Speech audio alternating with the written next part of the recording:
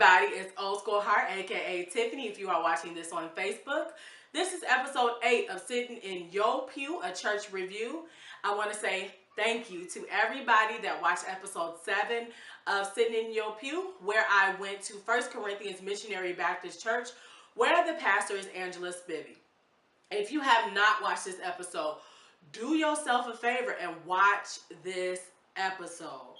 I'm not going to tell you why. I'm just going to say watch this episode and send me a message, leave me a comment, Facebook call me. This is something to talk about, and I'm waiting to hear back from you guys about this. So if you have not watched episode 7, go ahead and watch it. Now for episode 8, I went to Believers Church in Matteson, Illinois, where the pastor is Greg and Torri Peterson. The church is located at 930 Believers Way in Matteson, Illinois, 60443. Now, Matteson, Illinois is a south suburb in Chicago. It's located next to Tinley Park, Park Forest, as well as Orland Park. You can actually see it off of I-57 South, the Lincoln Highway exit. You'll see it. You cannot miss it. It says Believers Church in big, bold, black letters. And the church is very, very beautiful. It's really, really huge. You can actually see it off I-57. And that was the one reason why I chose this church, because I just would go past there on occasions on my way to Orland Mall, and I would see that church sign, and I would be like, man, like, I need to go in there. Like, I need to see what's going on this church, and so I decided to go ahead and go, and actually my sister joined me, and so I really enjoyed myself at this church. Now, if you have not watched an episode of Sitting in Your Pew, there are 4 things I use to review these churches that I go to, and I will leave them here. Now, the first thing is the welcome.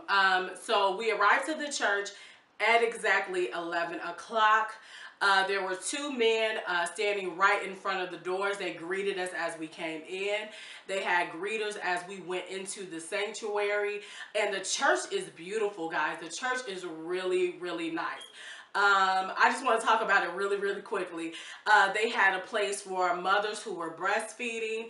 They had an upstairs location for the children's ministry, and I love a church that has a children ministry and is welcoming and engaging and bringing your kids to another location as a church service is going on.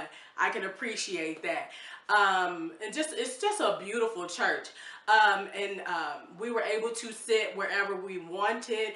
There was a lady hugging people as they were coming in as well, and so I felt really welcomed. It wasn't overwhelmingly a big welcome or anything like big, but I did feel, me and my sister felt very welcome. So 2 was the praise and worship. Praise and worship at this church was a little bit different than what I've experienced at other churches. I think particularly because I saw more men as praise and worship leaders in this service. I also saw a very multicultural praise and worship team as well. There was a black guy, a white guy, a Hispanic lady, a black lady. It was just very multicultural. And what I loved is that every person on that praise and worship team did a song, and they were all different. I heard a hymn. Somebody did Brian Courtney Wilson, We're Fighting For. Another person did Byron Cage. And can I say, there was a lady who did Byron Cage, and it's so crazy. I have been listening to that song in particular that lady sung at the service like 2 or 3 times last week. I really wanted to hear it, so I turned it on. And it's so funny that she sung that song, because this song is probably about 10 years old, and it just, I loved it. I really did. They had, like I said, they did a hymn, and then they did a song from I think last year the Israel New Breed came out with, and so I love that it mixed the age groups, it mixed the cultures. I don't feel at this service anybody, as far as praise and worship is concerned, was left out. Like, if you're an older person and you wanted a hymn, you got a hymn. If you wanted a praise and worship song, you had Byron Cage. If you wanted something new and up to date, you had Brian Courtney Wilson's Worth Fighting For. I loved their praise and worship. It was such a good praise. Okay, guys, part 3 was the message, and he came from Ephesians 6:10. If you want to go ahead and take a look at that verse in your Bibles, basically he talked about persecution as a Christian. He talked about as the years go on, the more and more we will be persecuted for the things that we stand on. And persecution doesn't come from things that we've done or faults that we've made, but persecution for being a Christian. And that we will have to decide what we stand on, and to not fear that, to not conform, and to do what God has asked us to do. And that means that there will be more hardships for us. There will be more persecutions. There will be people who literally do not like us. But our goal is to see Jesus, and our goal is to live a life according to the way that he wanted us to. And so that is where he came from. I love that message. It actually prompted me to think a lot more about some of the things that as a culture we're dealing with, and I am still processing this message and really starting to think about the things that I may be too scared to reveal to others, or too scared to stand on, because it's not popular, or it's not what people think is, or a thought that people think that I should have as a believer. So I'm still chewing on the message. It was a really good message. It was very, very quick. Now, I will say this. I did not know he was beginning his message. He doesn't give a title. He doesn't pray beforehand. He just like literally goes right into it after the offering. And so I was a little bit confused, but I caught up. I caught up in enough time. I looked at my sister. I was like, he is really talking really, really fast. And she was like, I'm used to it. I'm like, I'm not used to it. And so it took me a moment, because usually pastors do that, try to give an introduction, a title. But he's not like that. He gets right to the point. His message was quick. It was one, like I said, that I still will be chewing on this week in my own personal study of my Bible. So I completely loved it. But I will have to say this, he was talking really, really fast. So that was the message. Now, 4 is community involvement. I cannot find anything online as far as community involvement is concerned. The welcome packets that they gave us did not have that information in as well. And so I don't have very much information about their community involvement. And I do have a question about that. In areas like Matteson that are middle class, community involvement may be a little bit different. And I want to hear what you guys think a place that's middle class, or a place maybe in a higher class area or upper middle class area, how they are community, how they do community involvement, because in the surrounding area is not as poverty stricken. And so how do they spend their volunteer time? How do they give as a church? So give me some thoughts on that, what you think that church should do, or what you think that church should be about. Now, I do not know if they do have community involvement. It's not up for me to say. I just do not know. And I don't want to say they don't. I just didn't find any information on their community involvement. Okay, guys. So I have been slacking on giving you guys demographics and things of that nature. And so I do apologize for that. So Believers Church to me is made up of 35 and older crowd. Not saying that a younger crowd doesn't go to their earlier service, which is at 9 a.m. But the service that me and my sister went to, there was more so of a 35 and older crowd. married, with children.